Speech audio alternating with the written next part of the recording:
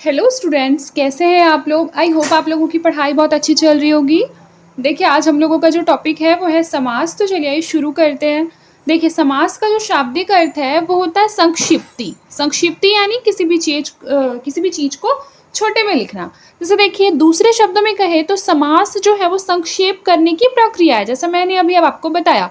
फिर देखिए, दो या दो से अधिक शब्दों का परस्पर संबंध बताने वाले शब्दों अथवा प्रत्ययों का लोप होने पर दो अथवा दो से अधिक शब्दों के मेल से जो एक स्वतंत्र शब्द बनता है उस शब्द को सामासिक शब्द कहते हैं, और उन दो या दो से अधिक शब्दों का संयोग जो है वो समास कहलाता है।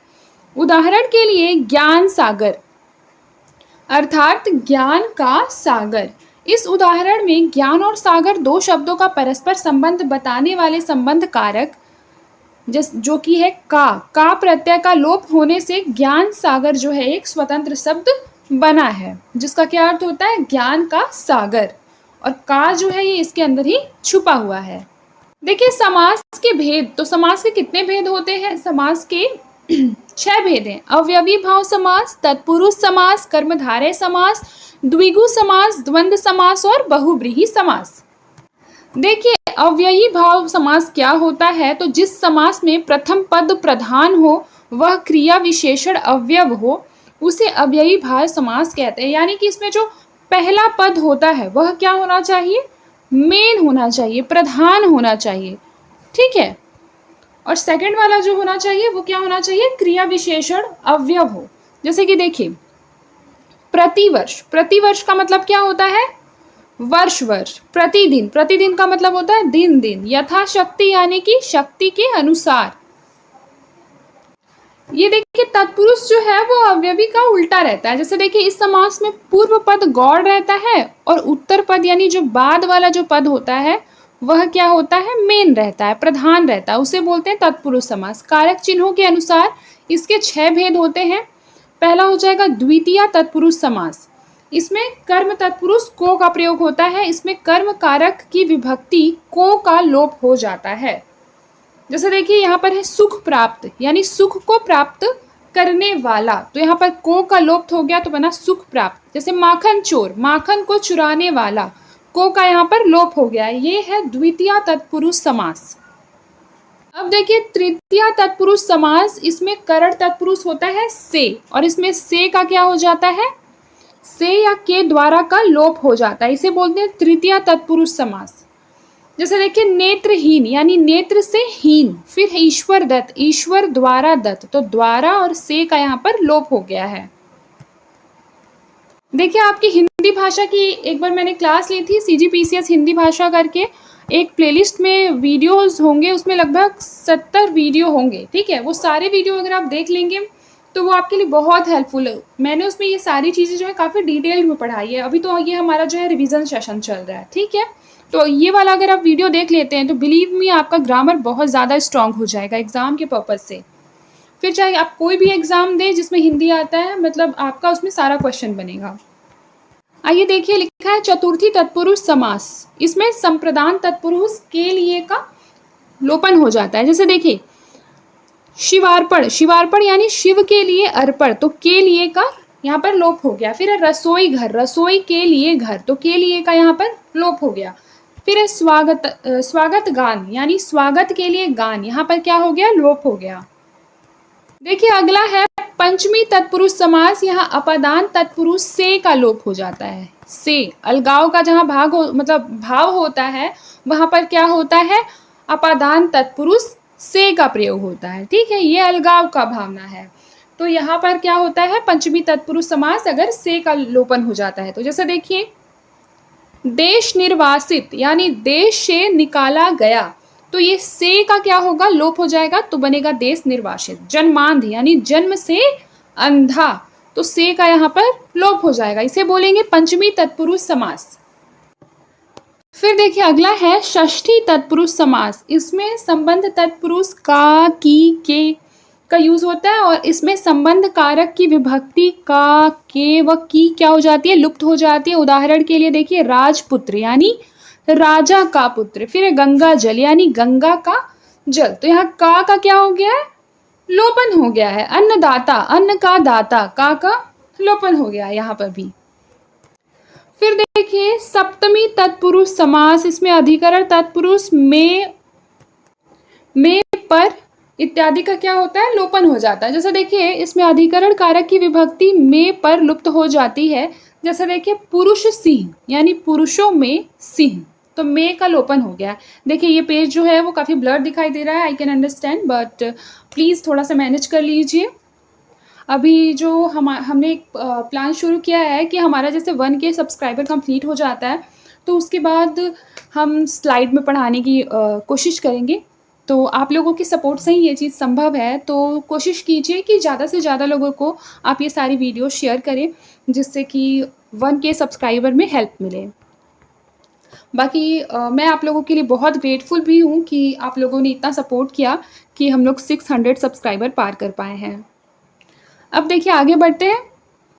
देखिए कर्मधारय समास, कर्मधारय समास में पूर्व और उत्तर पद दोनों ही मेन होते हैं। जैसे देखिए यहाँ है महाकवि, ठीक है, क्या है, महाकवि, जिसमें महा का अर्थ होता है महान और कवि, ये दोनों ही क्या हो जा रहे हैं, दोनों ही मेन है, ठीक है, दोनों ही प्रधान शब्द है, ठीक है। इसके पदों में विशेषण विशेष्य, विशेषण विशेषण और उपमान उपमेय का संबंध होता है। कर्मधारय समास के दो भेद होते हैं, एक है विशेषतावाचक समास। जैसे देखिए जिस समास का पहला पद विशेषण दूसरा पद विशेष्य हो उसे विशेषतावाचक समास कहते हैं। जैसे देखिए महान, महान क्या होता है, महान विशेषता बता रहा है ना, तो ये विशेषण हो गया, ठीक है। किसकी विशेषता बता रहा है, कवि की, तो कवि क्या हो गया, विशेष्य हो गया। जिसकी विशेषता बतलाई जाती है वह विशेष्य कहलाता है। जैसे देखिए फॉर एग्जाम्पल के लिए एक और देख लीजिए, यहाँ नीलाम्बुज लिखा है, ठीक है, यानी नीला है जो अंबुज, अंबुज का मतलब होता है कमल, कमल क्या हो गया हमारा, कमल हो गया यहाँ पर विशेष्य और नीला हो गया विशेषण। आई होप आप लोगों को क्लियर हो रहा होगा। एक बार ये जो समास है ना ये पूछ लेता है, तो एक बार आप ये सारे एग्जाम्पल को अच्छे से देख लीजिएगा। आपका मन करे तो स्क्रीनशॉट ले लीजिए, वरना इसे आप कॉपी में नोट डाउन भी कर सकते हैं।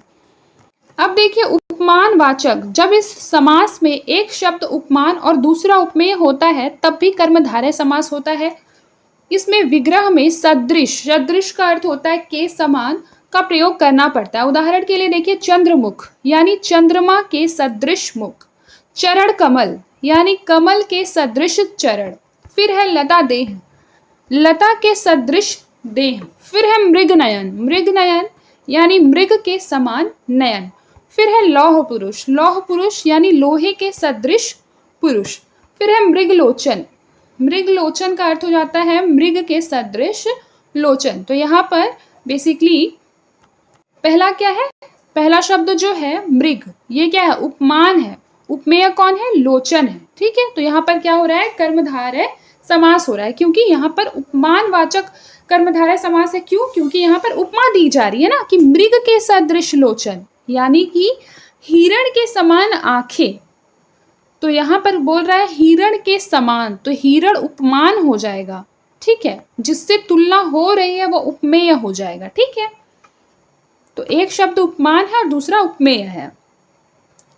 उपमान यानी जिससे उपमा की जाती, उपमेय यानी कि जिसकी की जा रही है, ठीक है। तो आंखों की जा रही है तो ये उपमेय हो जा रहा है, ठीक है, ये क्या हो जाएगा, उपमेय हो जाएगा। और उपमान यानी कि जिससे की जा रही है, जिसकी की जा रही है उसे उपमेय बोलेंगे, याद रखिएगा, जिसकी की जा रही है उसे बोलेंगे उपमेय।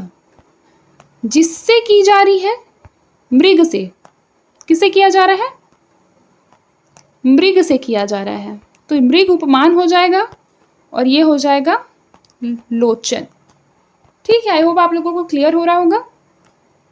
देखिए लिखा है कर्मधारय तत्पुरुष का ही एक भेद माना गया है। तत्पुरुष के लक्षण में यह स्पष्ट वर्णित है कि कर्ता कारक को छोड़कर यह बचा हुआ कर्ता कारक अथवा प्रथमा विभक्ति ही कर्मधारय के शब्दों में विशेषण विशेष्य के रूप में आती है। इसमें भी बाद वाले पद की प्रधानता रहती है, अतः यह भी तत्पुरुष वर्ग का ही समास है, याद रखिएगा, बहुत इंपॉर्टेंट है। अब देखिए द्विगु समास, जिस समास का प्रथम पद जो है वो संख्यावाचक होता है, अंतिम पद संज्ञा होता है, उसे द्विगु समास कहते हैं। ये तो काफी इजी सी बात है कि जैसे दिशाएं, दिशाएं क्या हो जाएगी, संज्ञा हो जाएगी, ठीक है। उसके बाद चारों, ये क्या हो जा रहा है, संख्यावाचक हो जा रहा है, तो इसको मिलाकर बना चतुर्दिक, है ना, यानी कि चारों दिशाएं। तो ये क्या हो जाएगा, द्विगु समास। और भी बहुत से एग्जाम्पल हैं, आप लोग देख लीजिएगा। देखिए यहाँ पर एक बात लिखी है कि द्विगु जो है वो कर्मधारय का ही एक भेद है तथा कर्मधारय तत्पुरुष का भेद है। द्विगु में संख्यावाचक विशेषण प्रथम पद होता है, तो कर्मधारय में अन्य विशेषण। अब हम लोग पढ़ेंगे द्वंद्व समास। तो द्वंद्व समास में दोनों पद प्रधान होते हैं, दोनों पद संज्ञा अथवा उसका समूह होता है, और इसमें और या अथवा आदि का लोप पाया जाता है। जैसे सीता राम, तो सीता और राम, और का लोप, पाप पुण्य, पाप और पुण्य, या फिर पाप या पुण्य, ये दोनों का लोप। इस तरीके से आप देख सकते हैं, काफी सारा यहाँ पर एग्जाम्पल लिखा हुआ है। देखिए बहुव्रीहि समास में बेसिकली, जैसे मैंने यहाँ पर ऐसे शॉर्ट में लिख दिया खुद के समझने के लिए, कि विशेष अर्थ को जन्म देता है। मतलब ऐसे छोटा छोटा निमोनिक्स बनाकर ना याद करने में ईजी होता है, क्योंकि एग्जाम में आपको यही छोटी चीजें याद आएंगी। अगर मान लीजिए कि बताना हो कि लंबोदर में कौन सा समास है और ऑप्शंस में दिया होगा, हालांकि ये काफी इजी सा एग्जांपल है। जैसे देखिए, जहां समस्त पद में आए दोनों पद गौड़ होते हैं, दोनों क्या होते हैं, गौड़ होते हैं, ये दोनों मिलकर किसी तीसरे विषय में संकेत करते हैं। यहाँ तीसरा पद जिस पर संकेत हो रहा है वो इंपॉर्टेंट होता है, ठीक है, वो सबसे मेन होता है। जैसे यहाँ लिखा है एग्जाम्पल में दशानन, इसके दो पद हैं, दश प्लस आनंद। इसमें पहला जो है दश वो विशेषण है, और आनंद मतलब सर, ये संज्ञा है, ठीक है। अतः इसे कर्मधारय समास होना चाहिए था, लेकिन बहुव्रीहि में ऐसा नहीं होता। दशानन का विभिन्न अर्थ लिया जाएगा, यानी कि 10 मुख धारण करने वाला, विशेष अर्थ हो जाएगा रावण। तो रावण अर्थ होने की वजह से ये क्या हो जाएगा, बहुव्रीहि समास हो जाएगा। एग्जाम्पल लिखा हुआ है लंबोदर, यानी लंबा है उदर जिसका। फिर है चक्रधर, चक्र को धारण करता है जो, अर्थात विष्णु। फिर है खगेश, खगेश यानी खगों का ईश है जो, अर्थात गरुड़। फिर है जलज, जल में उत्पन्न होता है जो, अर्थात कमल। पीतांबर, पीत है अंबर जिसका, अर्थात श्री कृष्ण। नीलकंठ, नीला है कंठ जिसका, अर्थात शिवजी। देखिए आई होप कि आप लोगों को समास अच्छे से समझ में आया होगा। इस पर हम बाकी के क्वेश्चंस भी करेंगे एमसीक्यूज के फॉर्म में। तो आज के लिए बस इतना ही, मिलते हैं नेक्स्ट क्लास में। तब तक के लिए अपना ख्याल रखें और मन लगाकर पढ़ाई करते रहें।